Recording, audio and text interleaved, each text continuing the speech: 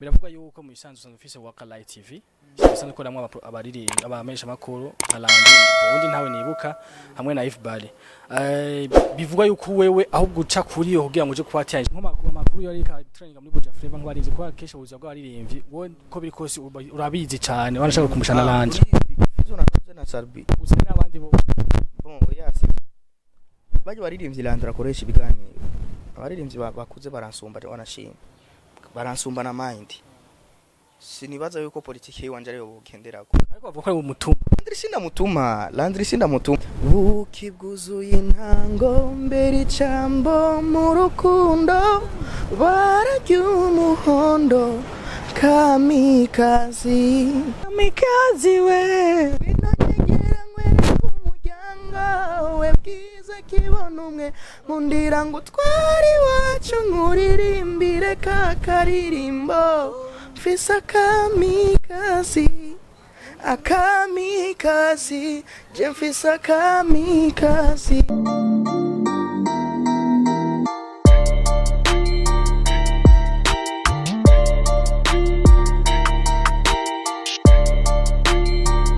Hello guys, umeze cyane nibaze ko meze cyane ifa ivyo mkorakora www.blacktv.com so go to Facebook nico kimwe comme big on the mic behind the camera ndi kumwe na Frank uno munsi twatembereye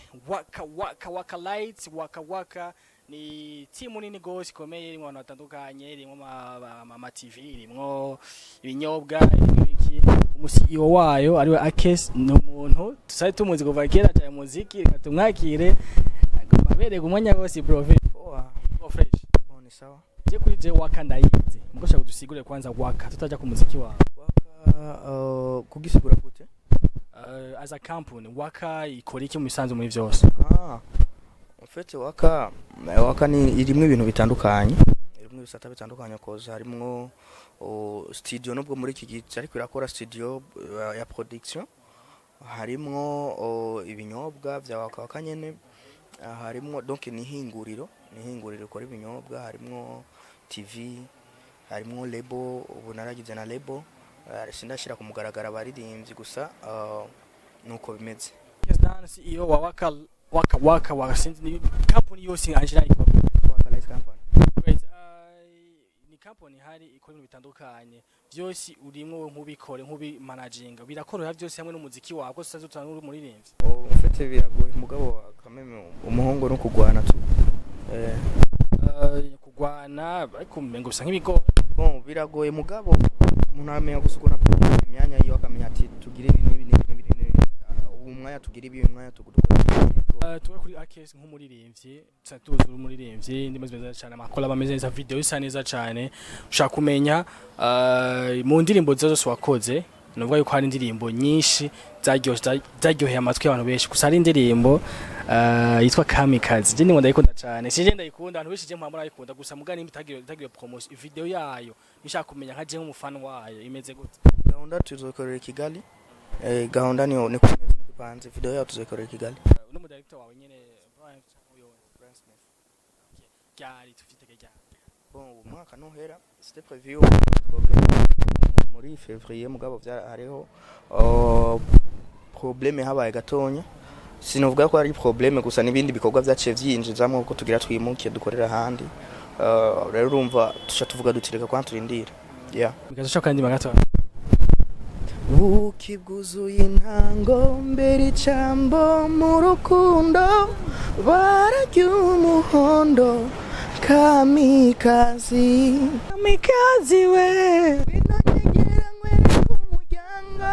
we bwiza kibona umwe nkundira ngo twari wacu nkuririmbire ka karirimbo mfise akamikazi je mfise akamikazi zogafise canke yari ndi bisanzwe none indirimbo twarimbiye ababufise mugakandi najewe nako nzobura n'agashaka turabunye ugira ama post menshi y'umwana mwambaye impuzu zisa atuni Akes mushasha nini ugira umwana wawe canke wanje darling ufise bangaba guys mwaza kuvyumva ufise umwana umwe gusa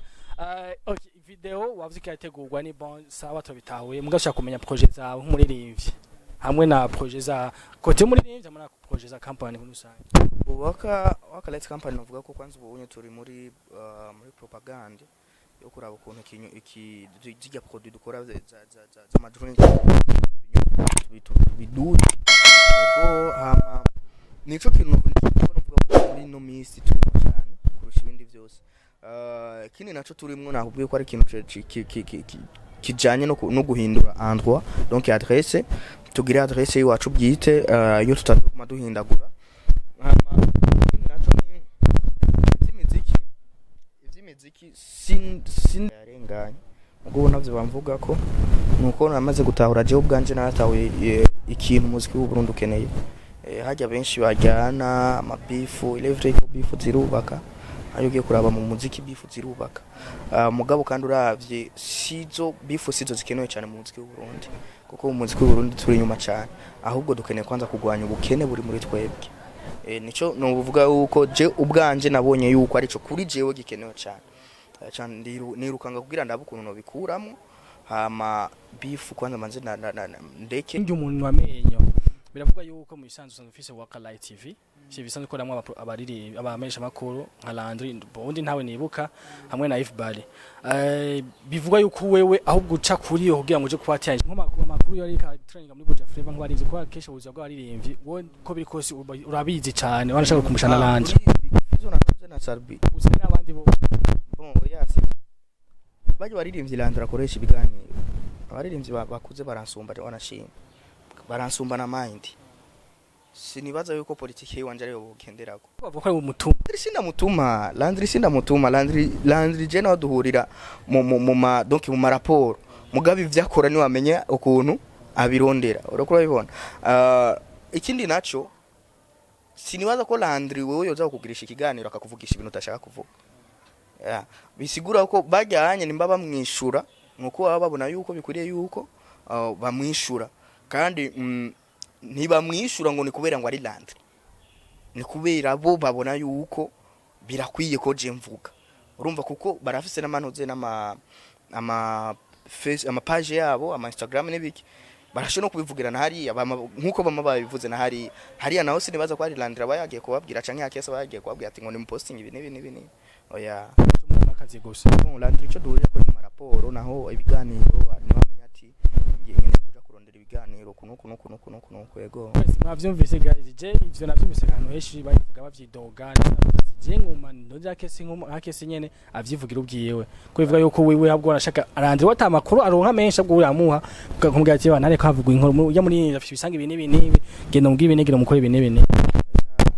kubesha kabisa ivyo no kubesha gusa Landry akorera kuri programme ziwacu kuko twene two twapanze dukeneye kugira iki ibiganiro bimeze ukuntu rero Landry ukeneye gukora ukuntu bijya bikora none nk'ubu we ni mwahurira ahantu akakubona mu bisanga akakugirisha ikigara akabiko waza bisego ko ari je muto guys tubaze ko mwaro umuco utomoye kuri byose nkiri kuri Waka Light shaka kumenya ubucuti bagati Waka Light hamwe na Metre Muvana wewe hari kugira ngo ashikire urwaruka kandi Metre Muvana kurana na Waka Light Company gusa na wewe urinze bishika imana ikabikora mu gahura ukamubwira ati je ndafite ikibazo iki bisiye yuko bigufasha abishoboye yo bigufasha kuko n'umuntu ari fier cyane n'urwaruka kandi arakunda cyane abajene bakora ego akiyese ndashimye cyako twakoranye ndagushimye mbese ndagenda kwifuza muri kurakora ugenda tugana kajamo kanyuma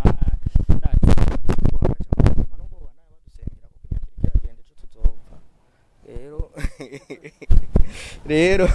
no kudusengera nisuze dupfire mu byaha donc muransenga solo urumva dinchine umuru muri ukagera vraiment sinore usega amashata yama eglise nye tumva nyenda eglise ya hamwe usengura isoro nyero ayuho bisanzwe ngandije nyine swati ngira ryame changira fungure ibintu nk'ibyo usanga imana nye tuzi abi ako chengira ide hari kibiga kuvuga ati akese ashaka kwakoresha akaboro kara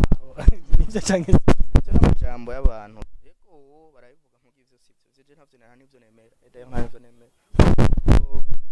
hajya imiti neza gufata ikintu ikigira uko kitari oya kumanza gukora none gashaka kumanza gukora urumva ni bya bindi nyene uri kuhuruhira gusa ubusa ugenda kurondera gukora byose biraza Merci beaucoup bro. merci vous aussi